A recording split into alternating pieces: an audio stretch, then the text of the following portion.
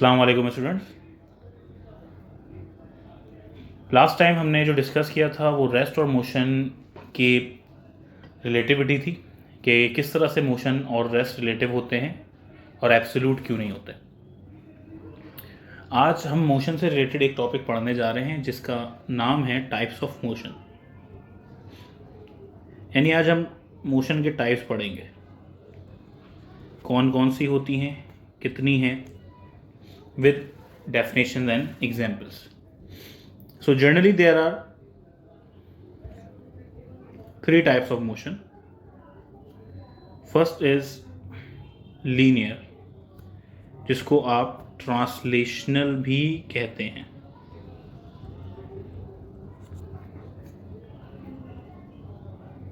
Second one is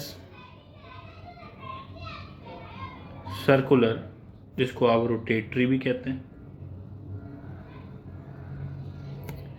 And third one is vibratory, जिसको आप oscillatory भी कहते हैं। So we have three types of motions, linear, circular and vibratory motion. अब linear और translatory, circular, rotatory, vibratory और oscillatory, इनके साथ क्या डिसिमिलरिटीज़ हैं और क्या सिमिलरिटीज़ हैं जो हमने इनको साथ साथ लिखा है। आइए इसको हम आगे पढ़ाते हैं। So first definition is about linear और translatory motion.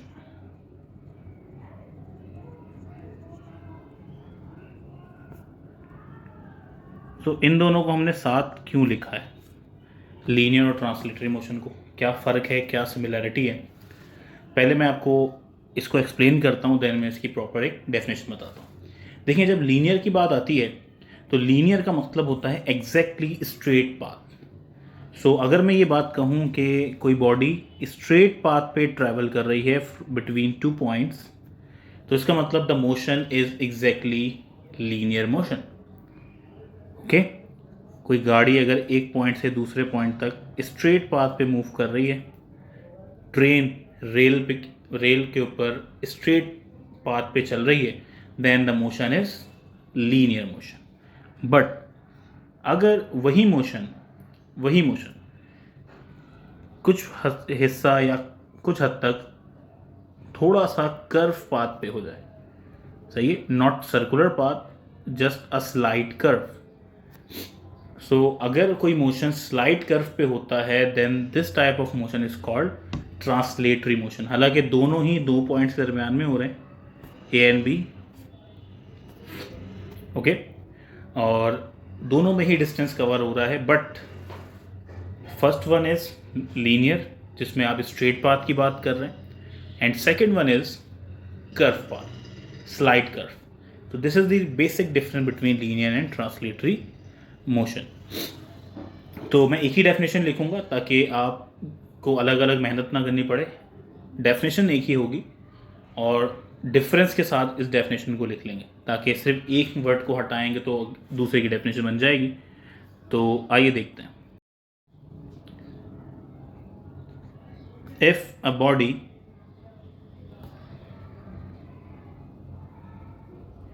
moves along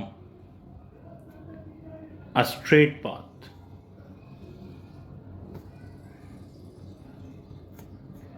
or along a slight curved path,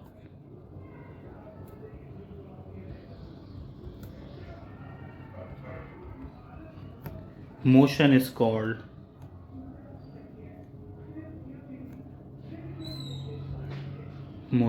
is called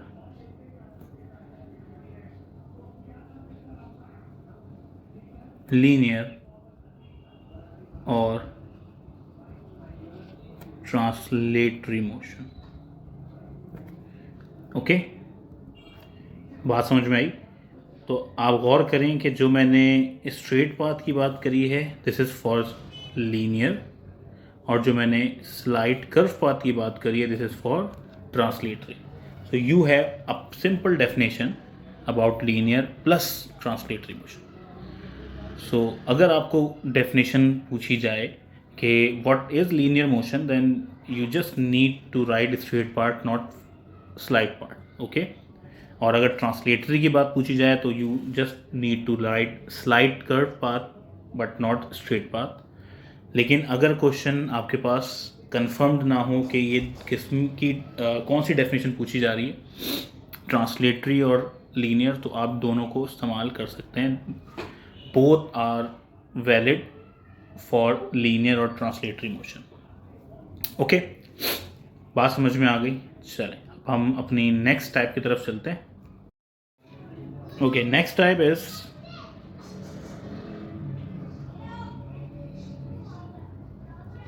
vibratory और ऑसिलेटरी मोशन. लीनियर और ट्रांसलेटरी के बाद अगर आप वाइब्रेटरी और ऑसिलेटरी पढ़ेंगे तो उसको पढ़ना थोड़ा सा आसान हो जाएगा. रीज़न यही है कि लीनियर और ट्रांसलेटरी को ही हम वाइब्रेटरी में ईजिली डिस्कस कर सकते हैं. कैसे कर सकते हैं वो अभी हम देखते हैं. तो वाइब्रेटरी का मतलब या ऑसिलेटरी का मतलब दोनों का मतलब सेम है.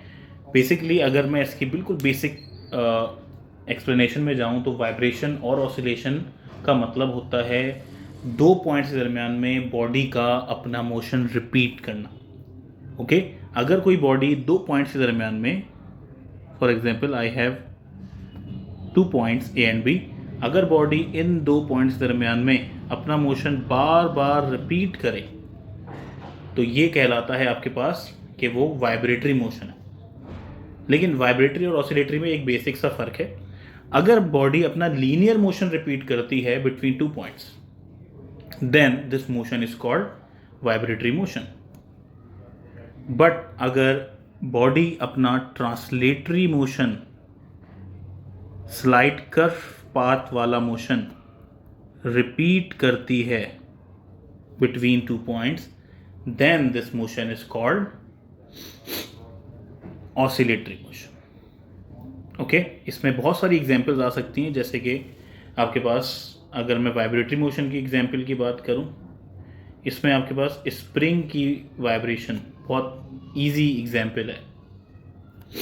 स्प्रिंग का ऊपर और नीचे स्ट्रेट पाथ पे वाइब्रेट करना. अगर मैं इस मास को नीचे की तरफ खींचूंगा ना, तो आपको पता है कि जब जैसे ही मैं फोर्स रिलीज करूंगा ये स्प्रिंग ऊपर नीचे वाइब्रेट करना शुरू कर देगी.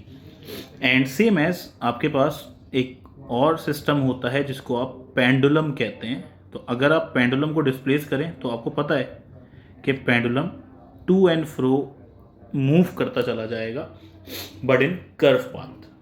तो ये कर्व पाथ पे मूव करना बेसिकली ऑसिलेशन है. तो आपको डिफरेंस समझ में आ गया कि वाइब्रेटरी मोशन क्या होता है या वाइब्रेशन क्या होती है, और ऑसिलेटरी मोशन क्या होता है या फिर ऑसिलेशन क्या होती है. चलें अब इसकी डेफिनेशन लिख लेते हैं. If a body repeats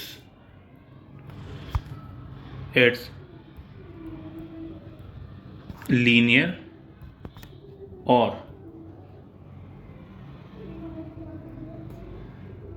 translatory motion between 2 points,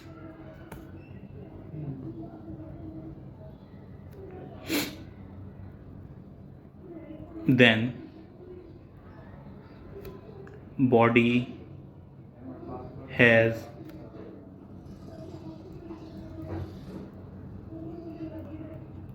vibratory or oscillatory motion.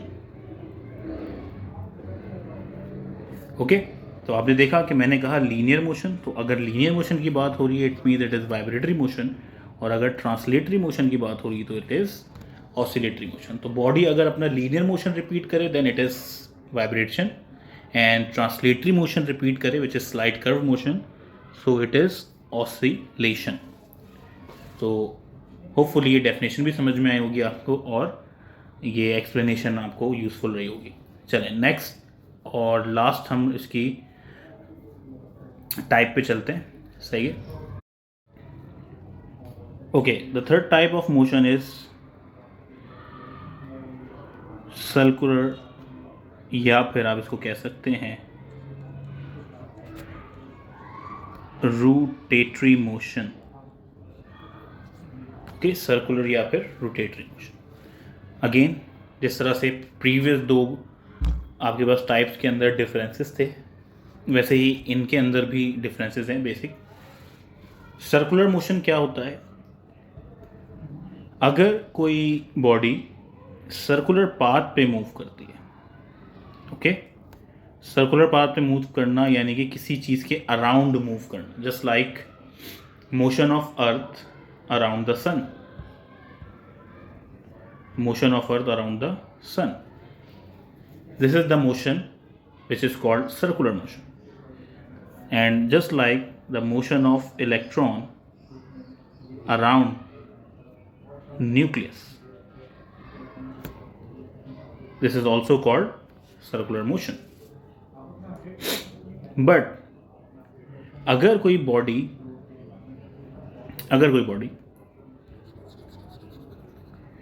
Fix point पे अपना सर्कुलर मोशन कंप्लीट करती है तो वो नॉर्मल सर्कुलर मोशन नहीं कहलाता।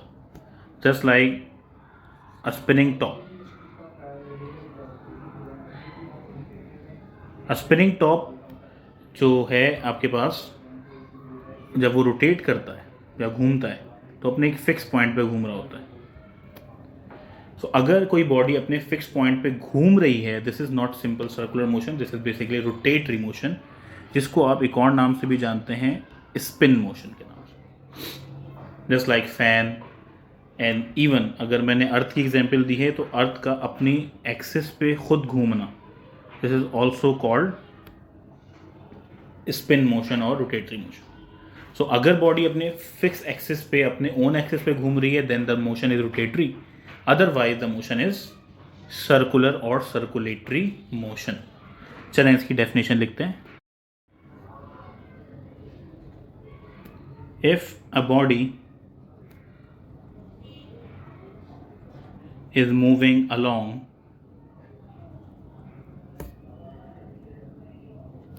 a circle or circular path,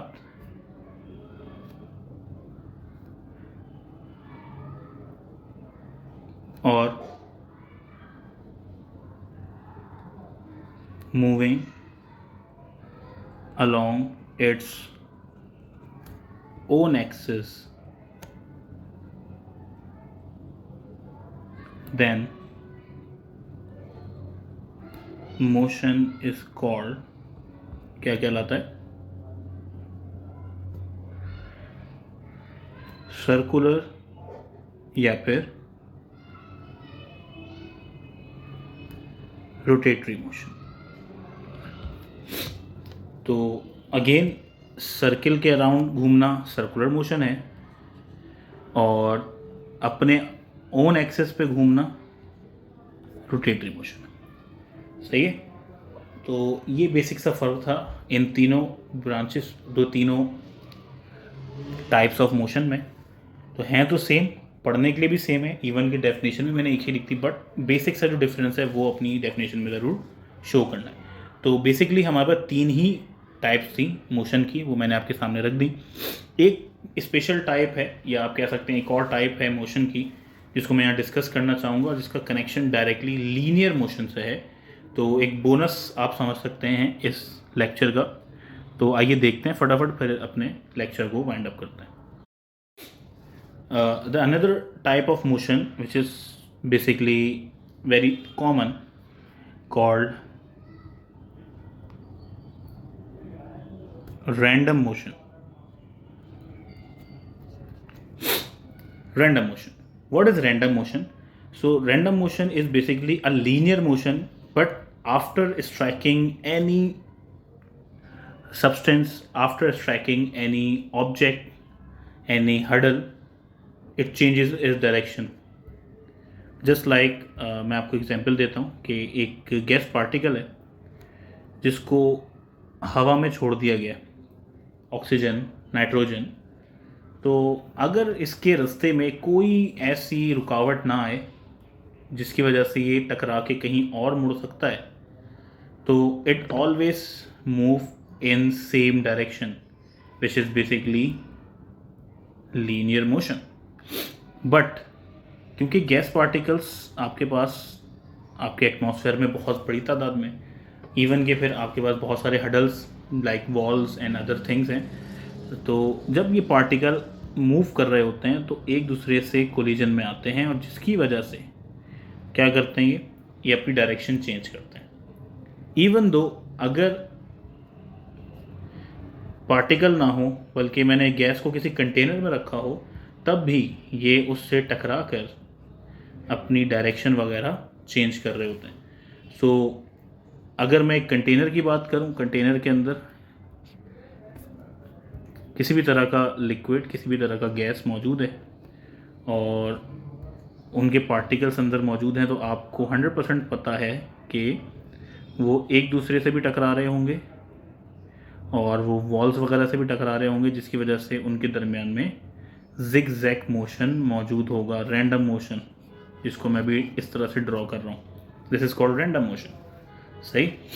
इसको फर्स्ट टाइम ऑब्जर्व करने वाले जो साइंटिस्ट थे उनका नाम था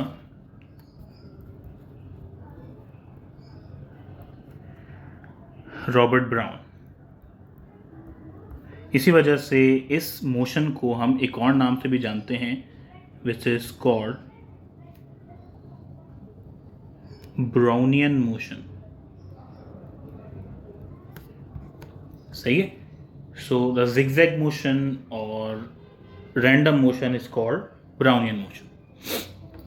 तो ये भी एक तरह का आपके पास कह सकते हैं कि मोशन है, बट उस वक्त जब इसको हिट करने के लिए या स्ट्राइक करने के लिए कोई हडल उसके लिए मौजूद हो, otherwise it is simple as linear motion. So after that topic आज का लेक्चर मेरा मैं यहीं पे वाइंड अप करता हूँ।